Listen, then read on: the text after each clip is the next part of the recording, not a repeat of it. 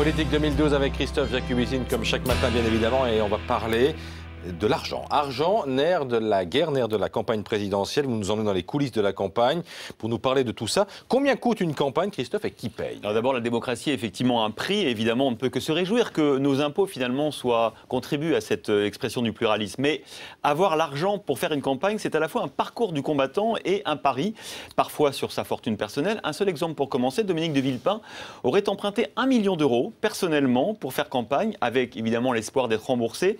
C'est d'ailleurs un signe de sa détermination à aller jusqu'au bout, car s'il ne va pas jusqu'au bout, il n'a aucun espoir d'être remboursé. À l'inverse, hier soir, Christine Boutin a jeté l'éponge. C'est sûrement parce qu'elle n'avait pas ses parrainages, mais c'est aussi parce qu'elle avait fait ses calculs et que le compte n'y était pas en termes de voix. Elle n'avait sans doute pas envie d'y être de sa poche. Alors concrètement, combien coûte une campagne et qui paye?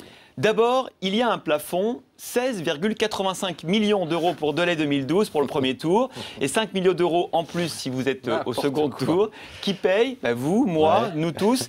Déjà, si vous obtenez les 500 parrainages, vous avez droit à un chèque de 153 000 euros le lendemain de l'obtention de ces 500 parrainages. Tout de suite, l'État prend aussi à votre charge, Christophe, en charge, quel que soit votre score final de candidat, l'impression, les frais de transport et de collage des affiches officielles, ainsi que l'impression des professions de foi. Ensuite, si vous obtenez moins de 5% des voix au premier tour, ce qui est possible, l'État ne vous remboursera que 808 000 euros. Du coup, comme la plupart des petits candidats, Philippe Poutou, Nathalie Arthaud ou Nicolas Dupont-Aignan, je vous conseille, Christophe, de vous en tenir à une campagne de 808 000 euros. Si vous pensez, toujours fait une campagne modeste, vous savez. Si vous pensez que vous ferez plus de 5%, vous pouvez dépenser plus. Dans ce cas, l'État vous remboursera jusqu'à 50% du plafond autorisé, c'est-à-dire jusqu'à 8 millions d'euros pour le premier tour. Alors que se passe-t-il si je ne suis pas remboursé de ma campagne?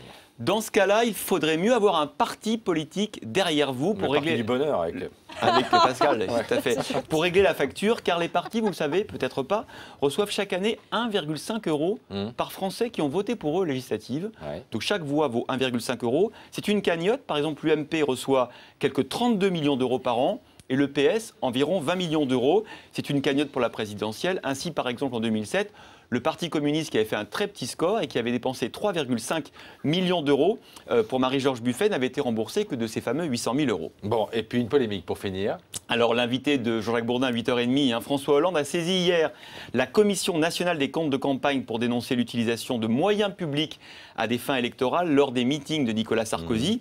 La Commission a répondu qu'une partie du coût des déplacements du chef de l'État pourrait a posteriori être réintégré lorsqu'il parle de son programme, mais que François Hollande se rassure, à partir de demain, jour de candidature de Nicolas Sarkozy, tous les déplacements du président candidat seront comptabilisés. Attention quand même, Christophe, je le dis à Nicolas Sarkozy comme à vous, à ne pas abuser du maquillage.